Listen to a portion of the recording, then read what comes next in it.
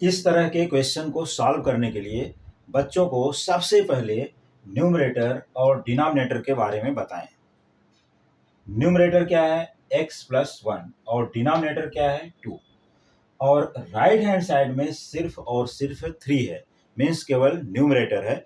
और अगर यहाँ डिनोमिनेटर दिखाना भी है तो 3/1 कर लेना है, बाकी कुछ नहीं। इसके बाद ये बताना है कि ऐसे इक्वेशन को किस तरह से सॉल्व करना है। तो ऐसे इक्वेशन को सॉल्व करने के लिए बच्चों को कैसे सिखाएंगे? देखिए, यहाँ पर इसका डिनोमिनेटर क्या दिया गया है? 2। तो हमें सबसे पहले ये बताना है बच्चों की कि न्यूमरेटर को सेम टू सेम यहाँ पर लिख लेना है। फिर इसके बाद यहाँ पर डिनोमिनेटर को 2 लिखना है और इसी 2 से यहाँ पर इसको मल्टीप्लाई कर लेना है।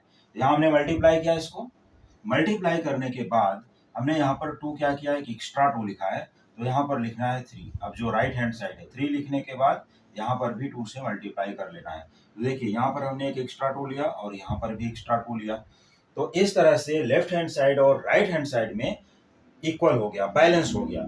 अब यहाँ पर देखते हैं कि इसके बाद अगर ये 2, अब यहाँ एक मल्टीप्लिकेशन का साइन है, तो कभी कभी बच्चों को कंफ्यूजन होता है कि 2 इंटू 2 करना है या 2 से 2 को डिवाइड करना है। तो इसको भी समझाने के लिए यहाँ पर सबसे पहले x+1 अपान यहाँ पर लिखना है 2 और इंटू फिर इसको कर देना है 2/1।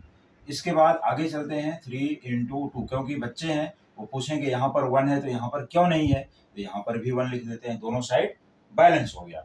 इसके बाद अब भी यहाँ पर बच्चे पूछ सकते हैं कि हम यहाँ पर मल्टीप्लाई करें कि डिवाइड करें, तो इसके लिए क्या करना चाहिए? ये 1 को यहाँ कर दीजिए और ये 2 को यहाँ कर दीजिए। उनको बताइए कि डिनोमिनेटर में अगर यहाँ मल्टीप्लिकेशन का साइन है तो इसको अदला बदली कर सकते हैं। तो यहाँ पर x+1 अपान, अब ये 1 को यहाँ पर लेके आना है तो 1 आ गया, और इंटू और यहाँ 2 और ये 2 को यहाँ कर देना है तो 2/2 इक्वल टू, अब यहाँ क्या करना है? देखिए 3 इंटू 2/1।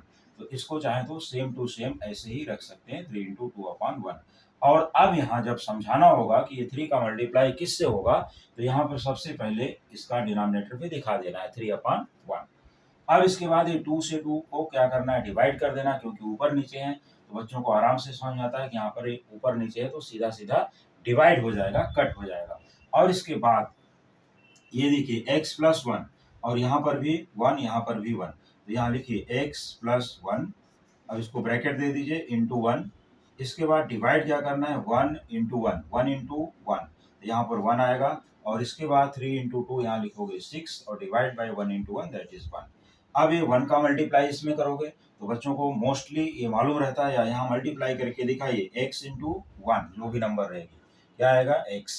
फिर इसके बाद है प्लस, यहाँ 1 इंटू 1, फिर से यहाँ पर आ जाएगा +1 इक्वल टू, अब ये 1 और 1 दोनों का डिनोमिनेटर इक्वल है तो डिनोमिनेटर को छोड़ दीजिए।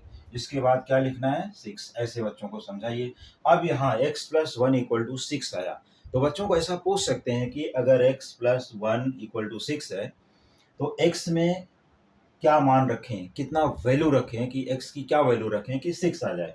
तो बच्चे ऐसा थोड़ा सोच के भी बता सकते हैं। और समटाइम्स अगर नहीं भी बताते हैं तो बच्चों को ऐसा समझाइए कि यहाँ पर अगर प्लस साइन है +1, तो हमें क्या करना है? x+1 -1 कर देना। ठीक, इसका अपोजिट, +1 का अपोजिट क्या होगा? -1। फिर यहाँ पर 6 है तो हमने यहाँ -1 किया है, देखिए एक्स्ट्रा लिया है तो यहाँ भी -1 कर देते हैं कि एक्स्ट्रा हो गया। अब इसके बाद ये 1 -1, ये भी समझाइए बच्चों को। 1 -1 कितना होगा? 0, तो x+0 इक्वल टू 6 -1 कितना होगा? 5।